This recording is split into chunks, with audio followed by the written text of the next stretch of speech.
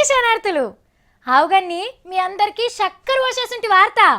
Petrol మీద 2 రూపాయలు, diesel మీద ఆటాన తగ్గించిందిలా కేంద్ర సర్కారు. అవుగన్ని తగ్గించారు కానీ మళ్ళీ ఒక్కటే పరి ఏకదమ్న పెంచారు కదా. పెంచారు సారు, మీరు మంచోళ్ళు. మీరు తగ్గించినందుకు శనార్థులు చెప్పుకుంటా ఇలాంటి 3 వార్తల్ని షురూ చేద్దాం. ముందుగా హెడ్లైన్స్. మీటింగ్ పెట్టింది ఆంధ్ర అసెంబ్లీ. ఏమున్నది అంత గదే లొల్లి లొల్లి. గోపురం ఎక్కిన పంతుళ్ళు ఎల్లం ఇస్తదా వరాలు.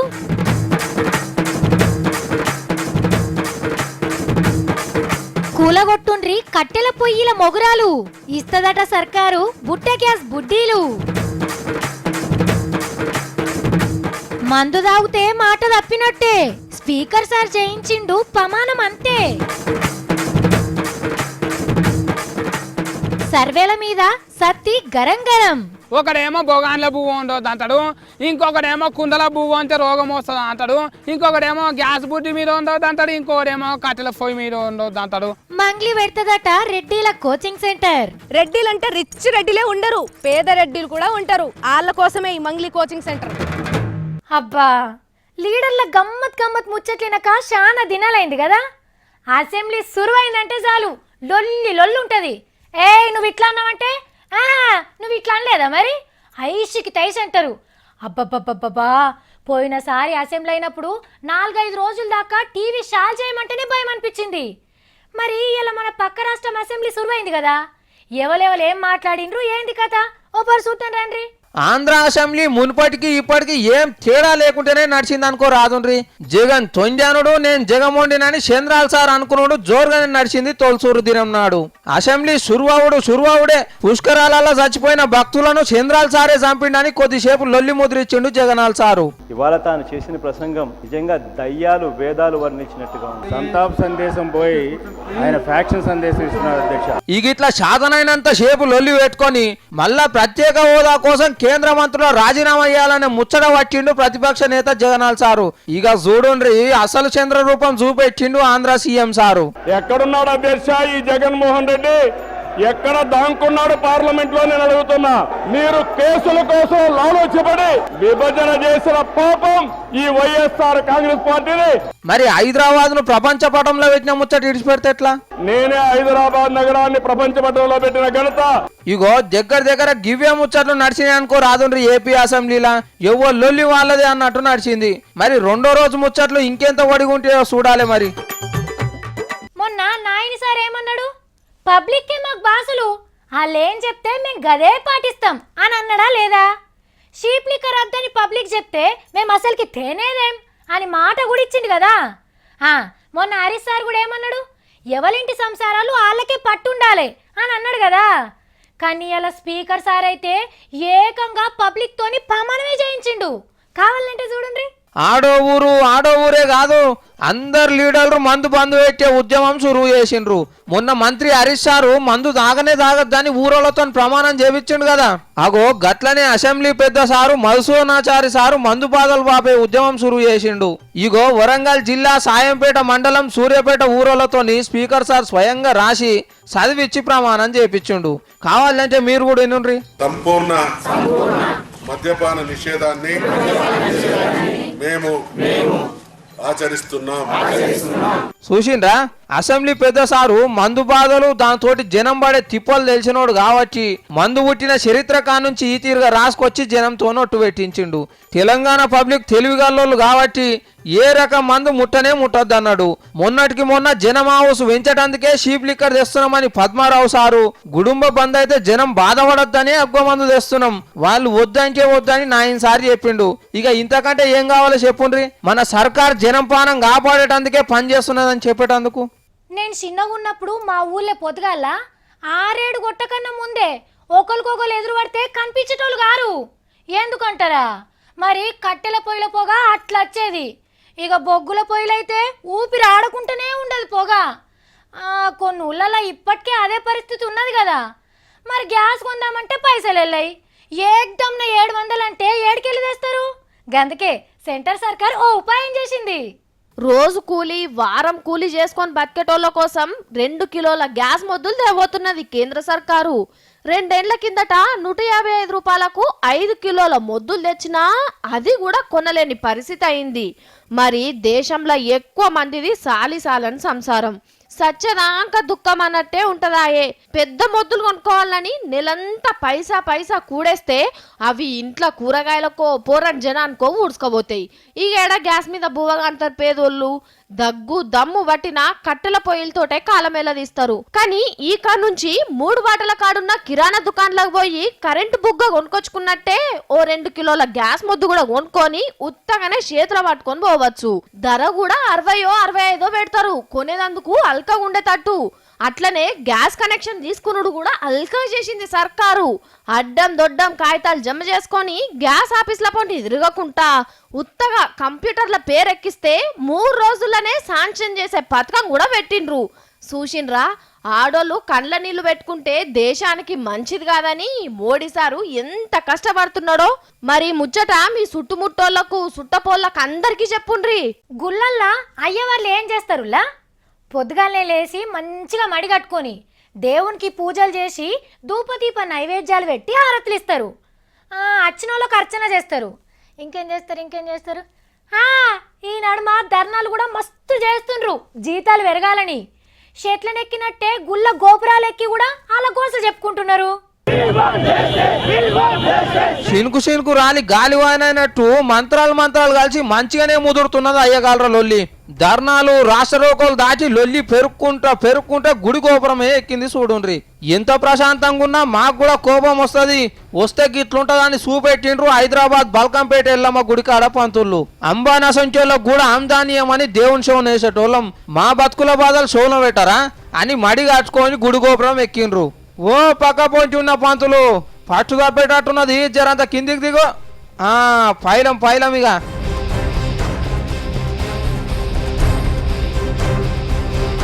కానీ పంతులకు కట్నాలు మనకు పుట్నాలు అంటారు. కానీ ఉత్త కట్నాలతోటి ఆ శాఖలు ఇచ్చే పలారమసంటి జీతాలు చాలక వాళ్ళ కడుపు గింతగా రగిలిపోతున్నది.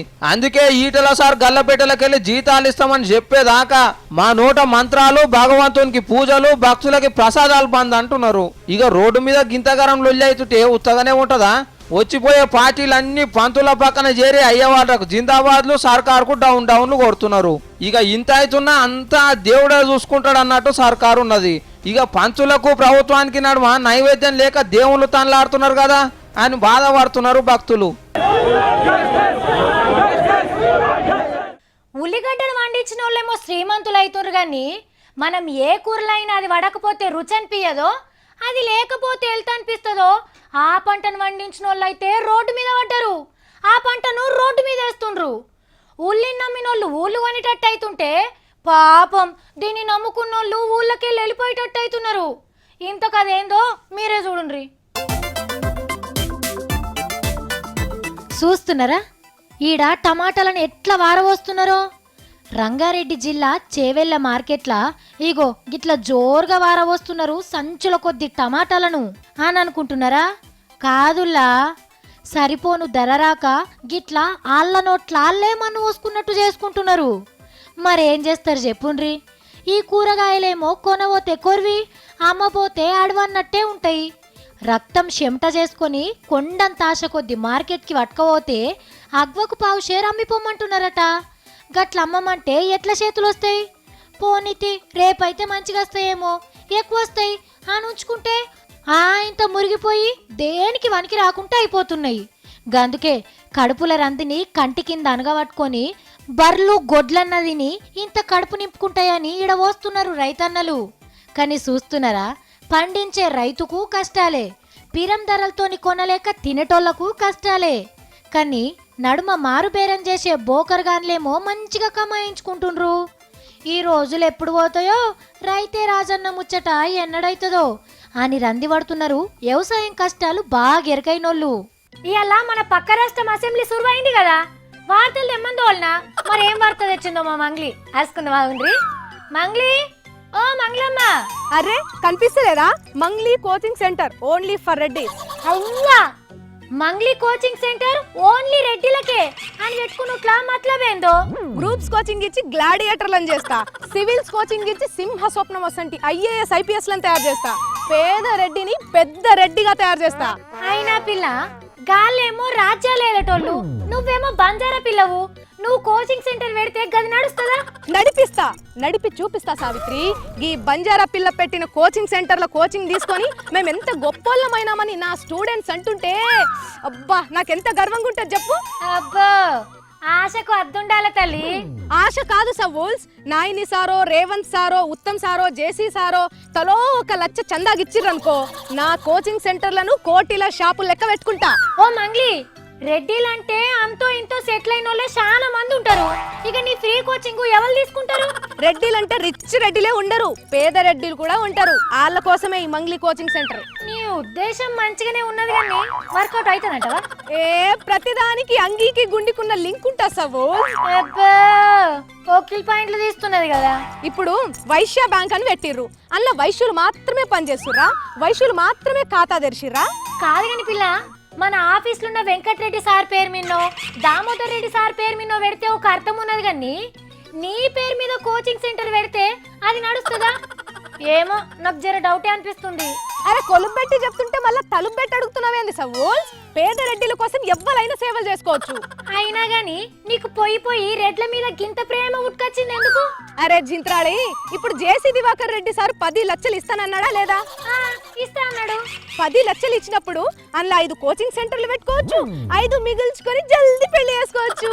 నీ పిల్లని పాడగాను. Mangli coaching centre only for Reddys గది నడవదు కానీ నువ్వైతే ఆఫీస్కి రా. అరే పిచ్చి సావిత్రి, నేను నీకు థ్యాంక్స్ చెప్పుకోవాలి. నాకు థ్యాంక్సా? ఎందుకు? నేనే నాయని సారు జేసీ సార్కి దరఖాస్తు పెడదామని పోతున్నా. ఇక అంత లోపల నువ్వే వచ్చి నన్ను టీవీలో చూపెట్టినావు. ఒక పని అయిపోయింది. ఇక సార్లు ఇద్దరు మనం మాట్లాడుకుంది చూసి రిబ్బన్ కటింగ్ ఎప్పుడమ్మా, ఎప్పుడు పిలుస్తారు అని అడుగుతారు. చూసిన రానుల్లా గిట్లనే పెద్ద మనుషులంతా వాళ్ళ కులానికి ఒక కోచింగ్ సెంటర్ పెట్టించిండ్రంటే బీద బిక్కోళ్లకు మంచిగా విద్యా దానం చేసినట్టయితది. కొలువచ్చిన వాళ్ళు మిమ్మల్ని దేవుళ్ళు లెక్క కొలుస్తారు. ఏమంటారు మీరు? మా తమ్ముడు ఆసామి ఏం చేస్తున్నాడో ఓ పారి పిలుస్తాను.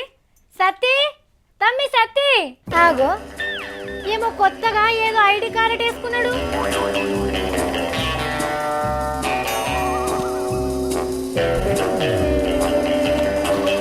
సత్తి, ఓ తమ్మి సత్తి, ఏ సత్తి అక్క వచ్చినావా? ఓక గంటగానో మూలరక ఆయనతో కుతికినారాలు తెగిపోతాయి. ఆపరేషన్ చేసి అతుకు పెట్టినా కూడా అతుక్కో అక్క అని ఇష్టం. మళ్ళా అర్రే నిజంగా డాక్టర్ తమ్ముడు గారు? నా పేరు డాక్టర్ తమ్ముడు గారు, సత్తి గారు. నీ చక్కదనాల సర్ఫే ఇస్తూ ఇంకా చూసుకో వైద్య కారు ఉన్నా తాను. ఏంటండి సత్తిగాడు చక్కదనాల సర్ఫే ఇస్తా అంటే ఏందన్నట్టు? అన్నిటినీ సర్ఫేలు చేసి మందికి చెప్పుడు అన్నట్టు. ఇప్పుడు ఉప్పు కూరల పప్పు లేకుంటే ఉప్పు అంతా సఫగా ఉండరా? నీళ్లు రాకపోతే దూఫ్ అవుతుంది అంత, అది సర్ఫేలు చెప్పరా? వాటిని సర్ఫేలు అనరు తమ్మి, సర్వేలు అంటారు. అక్క నాకు అనొస్తుంది, నీకు అనరాదు. అక్క లవంగం తినాక నాలుక సన్నం అవుతుంది, మంచిగా వస్తాయి మాటలు. అవును తమ్మి, నేనే తినాల లవంగం కానీ ఇంత సడన్ గా సర్వేయర్ ఎందుకైనట్టు నువ్వు? అక్క ఇగో ఏ సర్ఫే చూడు, ఒకడేమో బొగాన్ల పువ్వు ఉండొద్దు అంటాడు, ఇంకొకడేమో కుండల పువ్వు అంటే రోగం వస్తుంది అంటాడు, ఇంకొకడేమో గ్యాస్ బుడ్డి మీద ఉండొద్దు అంటాడు, ఇంకోడేమో కట్టెల పొయ్యి మీద ఉండొద్దు అంటాడు. అయితే అవన్నీ తుఫేల్ సర్ఫేల్ అంట అని నేనే ఒరిజినల్ గా సర్ఫేల్ చేసి అందరికి చెప్తా. అవి తుఫేల్ సర్వేలని నువ్వెట్లా అంటావు? ఇగో ఒకడేమో జేబులో సెల్ ఫోన్ పెట్టుకోవద్దు అంటాడు, ఇంకోడేమో చేతిలో పట్టుకుంటే బీమార్లు వస్తాయి అంటాడు, ఇంకోడేమో ఇంటి మీద టవర్లు ఉంటే రోగాలు వస్తాయి అంటాడు, ఇంకోడేమో ఏం రావు అంటాడు. ఇలా ఏది నిజమో చెప్పక్క. నాకేట తెలుస్తుంది తమ్మి, నేనేమన్నా సర్వే చేసినా పాడా? మళ్ళీ కాయగూరలు పచ్చివి తింటేనేమో ఈసం ఉంది అంటది అందులో, ఇంకొక సర్ఫేనేమో ఉడకబెట్టి తింటే ఊపిరి ఆగుతుంది అంట అని చెప్తారు. అంటే కూరగాయల మీద మందులేసి పండిస్తారు కదా, ఉడకబెట్టుకుంటేనేమో అందులో పోషకాలన్నీ పోతాయట. ఏం పోతాయి? చెప్పినో నోట్లకు పురుగులు పోతాయి.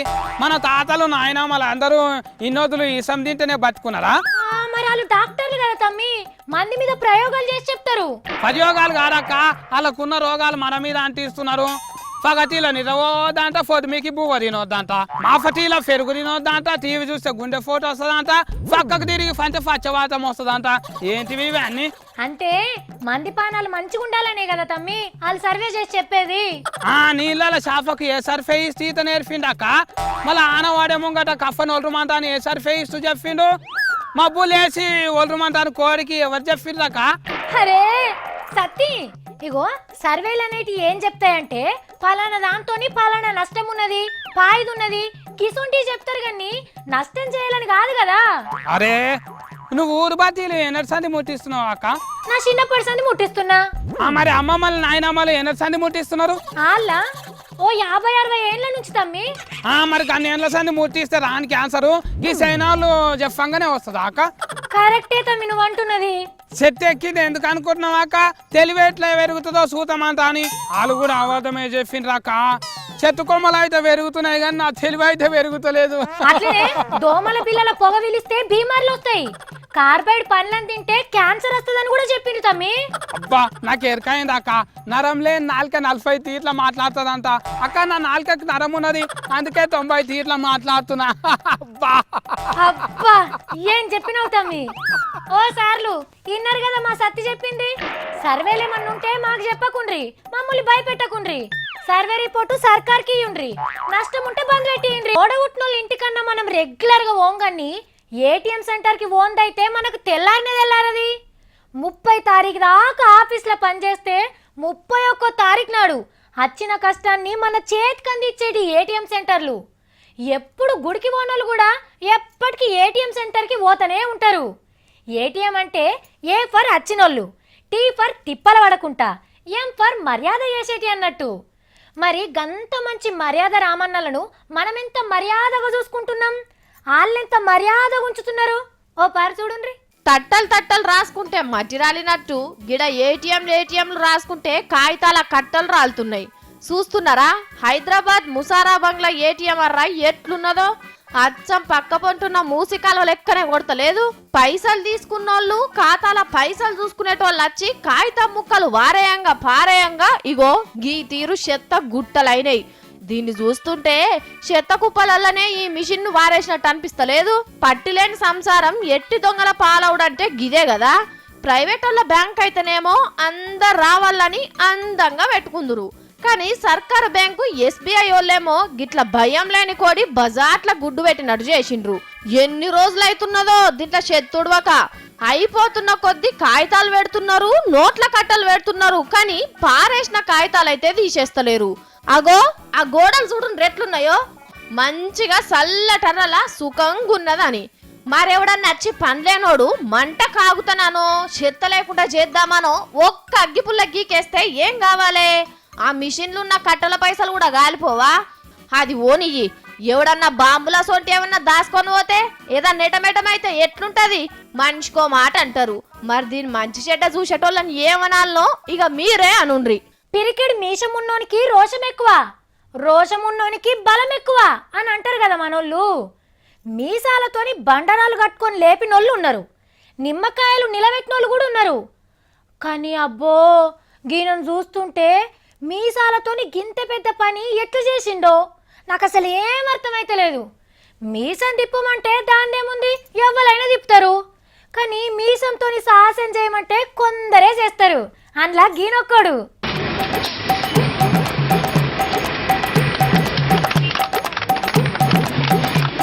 చూస్తున్నారా మీసాలకు తాళ్ళు కట్టి క్వాలిస్ బండిని కారపట్లం తిన్నంత ఈజీగా గుంజుకపోతున్నాడు. వారెవ్వా మస్తు గుంజుతున్నావన్నా, నొప్పి ఉడతలేదానే? కానీ గిదే బండి షాల్ కాకపోతే డక్క కొట్టాలంటే మనమైతే నలుగురం కలిసి దొబ్బాలి. కానీ కొమ్రెళ్ళన్న మీసాలు ఏం పెట్టి జాపుతున్నాడో ఎప్పటి సంది జాపుతున్నాడో గాని బంద వస్తువున్నాయి. హాగో అటుపక్క నుంచి 2 మారుతి కార్లను ముంజకాయ తిన్నట్టే లాక్కపోతున్నాడు. బతుకు తెరువు కోసం లారీ మెకానిక్ పనిచేస్తున్న గీ అన్న మీసాలతోని బరువు లేవట్టుడు బండ్లను గుంజుల్లా మస్తు ట్రైనింగ్ అయిందట. గీనెను చూసి మేము కూడా గుంజుతామని ఎవరన్నా గుంజబోయారు. అట్లా చేస్తారా అంటే ఉన్న మూతి మీసాలు కూడా ఊసిపోయి ఇకారం కొడతారు, జాగ్రత్త. ఎందుకంటే అది ఇసారం చొప్పున చేసే పని.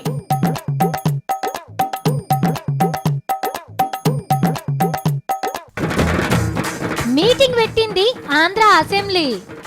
ఏమున్నది అంత గదే లొల్లి లొల్లి. గోపురం ఎక్కిన పంతుళ్ళు ఎల్లం ఇస్తదా వరాలు?